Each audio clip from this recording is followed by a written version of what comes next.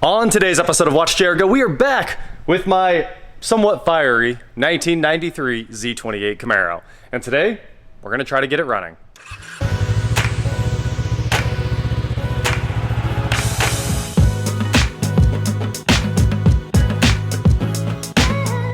What is going on, guys? I am Watch Jericho, and like I said, we are here with my new 1993 Z28 Camaro that I bought yesterday, and hopefully today I'm driving the thing. So, we're gonna obviously start with the easy part, as we do. I've got the hatch open, we got the old broom handle holding it up, and today I've got the new hatch struts. They're gigantic.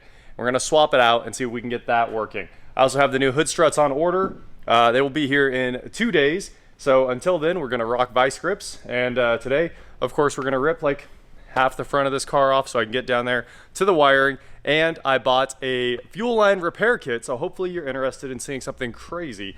Nylon fuel line repair. Replacing these fuel lines is pretty much like the end of the world on a car like this, and they're special order. I do not want to mess with that. So I want to fix it. I want to fix it better than the last repair. And to do that, I bought this Dorman 800-300 professional nylon fuel repair kit. This thing costs $300, but it comes with special tools and brass fittings that will go inside the nylon to repair it as good as new. It's gonna be a huge project. Let's jump in. It's time to dive into the back of this thing. We're all gloved up now. One important thing is to not let this hatch fall on you because it weighs a stupid amount. Like, it's hard to pick up if you're inside it, and it comes down. So these should just slide up just a little bit. It's a gigantic Torx bit to get these out of here. I don't know what it is yet, but we're about to find out. I'm guessing like T40, 50, somewhere in that ballpark. As I suspected, this monster looks like a T50. Here we go. And she's loose. Okay, so that strut there seemed like it was doing all the lifting. This one seemed like it was completely shot. So now we've got the bottom loose. Let's pop off the easy part here. Covered in grease. I need to clean this while I'm in here. And, oh yeah, look at that. Oh no, not the greasy bolt. Check it out. Have you ever seen one this bad? It only has resistance going up. Pretty bad. All right, so we have to work this boot over this thing without ripping it. That's a tall order. There you go. That's how you get that boot off. It might be even trickier to put the boot back onto the new one, but hopefully we can take a little bit of this oil that I'm covered with and make it happen. Hey, look at that. If you turn it inside out, this works out really well. So if you needed some how-to for your car, flip the boot upside down and push it right through. No big deal at all. Back on it goes. So the round taper side goes towards the car, and the side that has like a cup that the bolt goes through is the outer. So this is a two-person job unless you want to lay upside down and use your feet to try to hold the glass. Also, good luck with that because it will need some pretty precise positioning. Luckily, the statue's here, and he'll have no problem holding this hatch up, which is a struggle for a lot of people, honestly. Basically, I need the hatch up like, I don't know, 1/4 inch, maybe a centimeter. Up, up, up. Ah, there it went. All right, hold on. I got it started.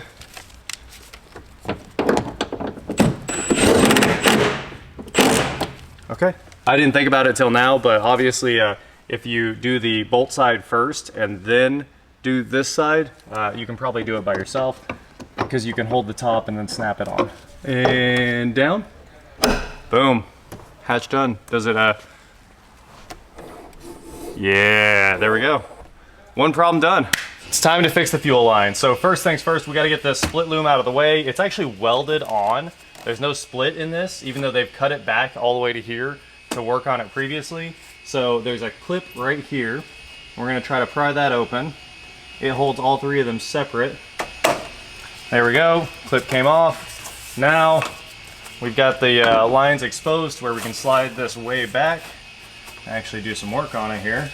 And the fuel supply line looks to be much bigger. Evap is the smallest, and the return actually matches the evap size. It says not repairable right on it. Thanks, GM. Thanks for that. They really wanted you to know that you're not supposed to work on this. This is still leaking fuel out of this coupler right here. I'm gonna cut it all the way back to here, and that's where we're gonna start our repair, where it's no longer leaking. So the line looks pretty clean. We're gonna clean all these up really well, spray a little brake clean on them. And the Dorman kit even comes with brand new fuel line cutters there. So you can do your own repairs at home. It has everything. So pretty excited about that. It was the first thing that came up when I Googled how do you fix these lines, because I've never seen one fail before. All right, here's the kit. Let's open this up, show you guys what's in here. It's pretty wild what is actually in here. Basically every size and quick disconnect there is, including this crazy clamp system that allows you to force these connectors into the fuel line so that it's a permanent repair, that's awesome. You've got brass inserts, like flared inserts there, to compression. You've got so many different fittings in here, all the right angles. I think there's some 45s. Basically every part you could want to fix a fuel system, a nylon one. And then in the basement here, the second compartment, you've got your new cutters, you've got replacement fuel line, 5/16 and the smaller fuel line, different clamping kits for different repairs, clamps to make the repairs a little more permanent. Everything is in this kit. So, pretty cool. So if you're ever stranded and you need to fix this stuff, you can definitely hack it together, but if this kit's available, it'll get you home chomp, chomp, chomp, like Pac-Man. Ooh, still getting gas out of this thing. Pour it on the floor. So to make this perfect, we're gonna use one of those metal inserts this time instead of this quick disconnect. This kit, it says it comes with those, but I don't think I saw any in there. They do sell these as a repair for a nylon kit, but obviously this is more of an air fitting than anything. So I can see that it could have failed and caused this fire. Here's the 90 that somebody had either, this might have been the factory one, but it might have been patched on after the fact. I'd have to go look at mine for a reference. Let's see if we can pull this thing apart. It's pretty on there. Ooh, it is not very on there. This kind of seems like a replacement. So I'm gonna go look at my car just to see if it is or if it isn't. I'd like to use one of the plastic fittings if this wasn't original. But yeah, they had just popped this on there and clamped it, which isn't nearly the repair we're gonna do with that vise setup that lets us actually push into a factory kind of connector. I know it's loud, I had to start this thing up. It's been sitting for a very long time, but apparently in '94, the entire setup has changed. The split loom is way longer, and you can see it's still welded shut like the '93 was. The rail starts at the back of the head basically, so it's completely different, but we can sneak in there a little bit and take a look at the quick disconnect. Here's the fuel line right there, and there are our metal quick disconnects. They are 90s. This may have been a widespread issue in '93 because my fuel lines are covered in like a thick rubber kind of insulating tube there. So it's pretty different, honestly. The white lettering on the interior is so much better. And we have that awesome head unit. Okay, here we go again. This is try number, I don't know anymore. I finally have this thing all sorted out. So you have to push the hose on until the first clip goes in. First little hit here. At least this is how I'm gonna have to do it on this job. Then you tighten these down, and this side's all tightened down. You want about 1/4 inch of the hose sticking out, so let's see if I can actually get just a little bit more on there. If I can get to the first barb, I think it can push the rest. And I also have like an Audiker clamp on there to super secure this once it's all done. We're gonna make sure it's permanente. And now we can heat this up and hopefully do the push.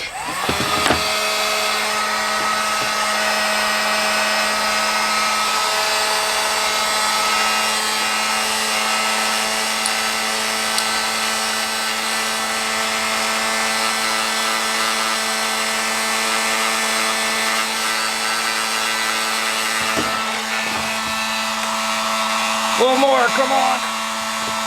I'm almost at the limit. All right, we'll back it off and make one more hit. Hopefully this gets it. I found this is the easiest one to back off. Here we go.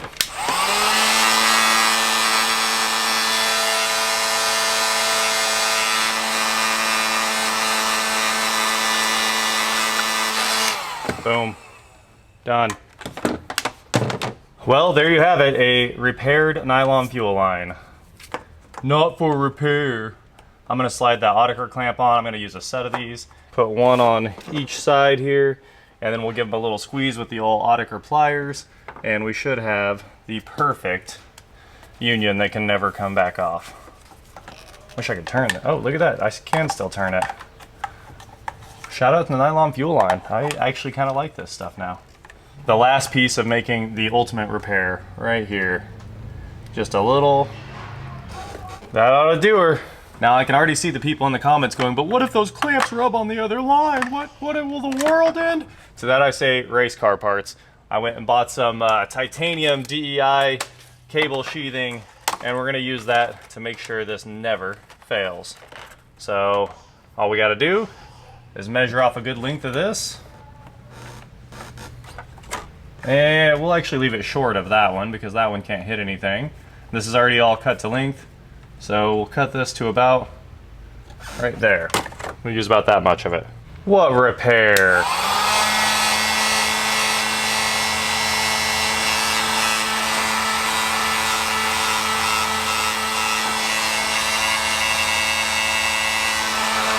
And we can finally make our main fuel line connection here. Here's our pump supply. Looks good. Now to do all these others. The return is next. It's the next most important one, and then we can actually start the car probably. I'm gonna cut this one all the way back to here so that our repairs are offset and don't rub on each other as well. All right, our fuel lines are repaired. The repairs, one's there and one's there, it goes that way. And we did end up going to brand new fuel line connectors for the return and the supply. So all of that is good. And now, let's see. I'm gonna make sure none of the wires down here are touching that have been burnt. It's all like simple 12-volt stuff. Hopefully it's not the Opti. Oh, these are grounds for the engine harness. Well, that's all gonna have to be repaired for real. But let's see if this thing starts. I have a feeling that now it will start, and then I can work this back into place and we can keep right on troubleshooting. I'm gonna hook the battery up. 5/16 ratchet wrench on GM batteries. Well, I guess you guys will know first. Tell me if there's a fire. Obviously, safety first. Oh, who am I kidding? But I'm here. We've got some protection, and the statue has some more protection. The fire extinguisher there, and basically, first I'm just gonna turn the key to on, and we'll look for fuel leaks. And then after we crank it, if you see a fire, then like I guess put it out. All right. Or tell me to run, and we'll all just get out of here. Okay, here we go. Fuel pump. Leaks, drips. No leaks, no drips. Okay, here we go. It tried.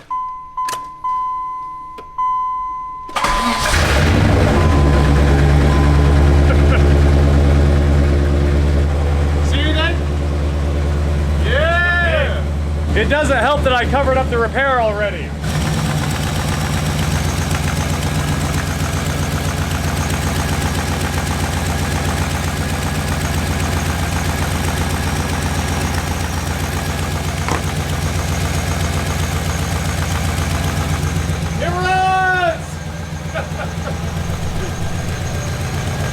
Well, that was pretty quick.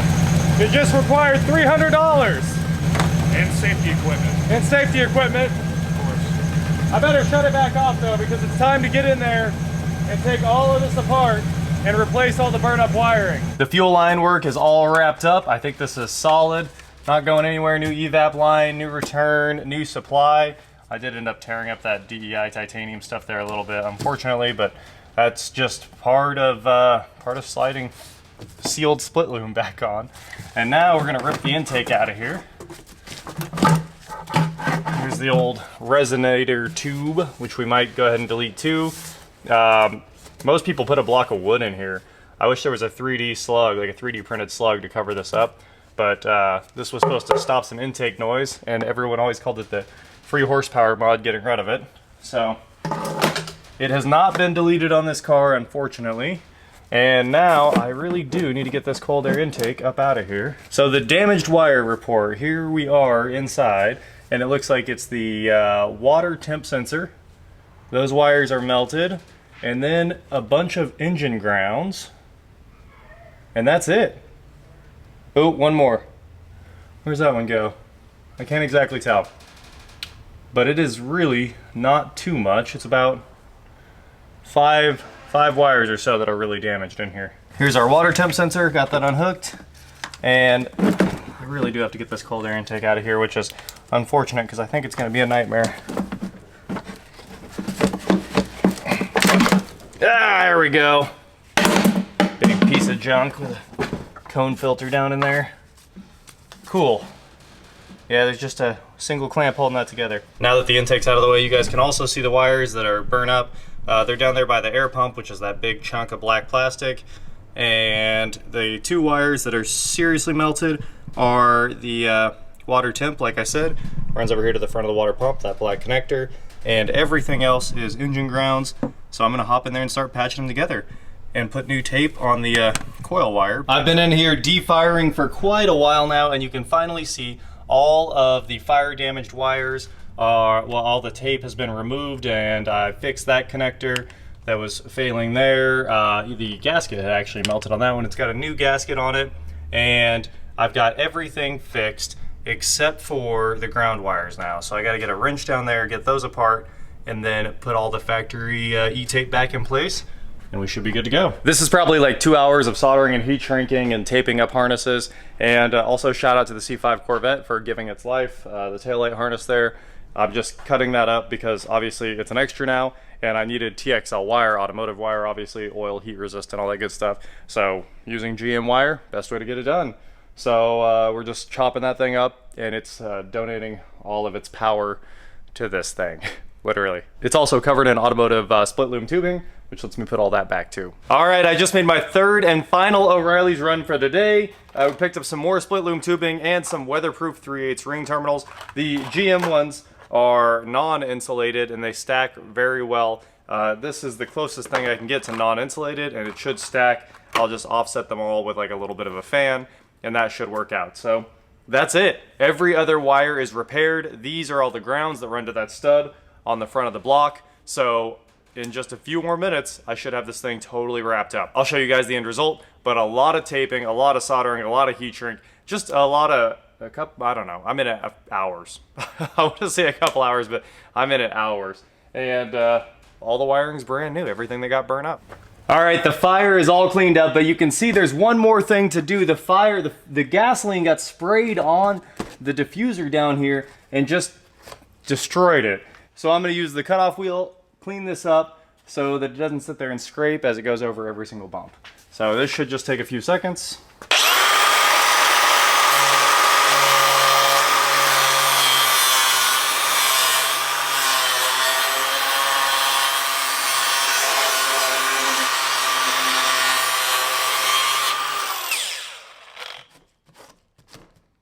A little low right there maybe, but it's kind of a nice straight line. All right, the rest of this can clearance itself. Obviously it will when you drive. They always get destroyed over the years. Everything else looks like it's good to go. And since I'm in here, I'm gonna go ahead and get that air cleaner out of here. It's a big old job. And then reinstall everything with a much cleaner air filter. There was more to do. Max told me one of the fog lights was burnt out. It was the driver's side one. I checked that out. Now that's been replaced, so I've got a new 855 bulb in there. That Canon air filter is back up in the air box, cleaned out and tightened way down, so that should be good to go. This is all of the burnt trash we took out. Obviously I'm gonna save these two quick disconnects and maybe the clamp, but everything else is the fire trash that we took out of this thing. This is all the dirt that just dumped out of the bottom of it. But all I have left to do now is put this cover back on, like 6 10mm bolts, and we're ready to take it out for the drive. It's done, I hope. Yeah, we'll find out soon. First drive, let's do this. Uh-oh. What didn't it like? Apparently it didn't like me, or possibly that missing exhaust. We're moving. We are moving. All right, all right. High beams are on, so no fog lights. No leaks.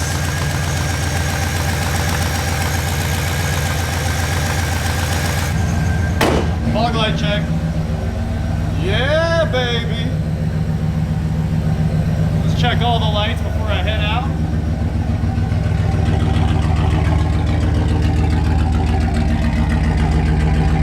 It's all there. Look at that. No lights on the dash.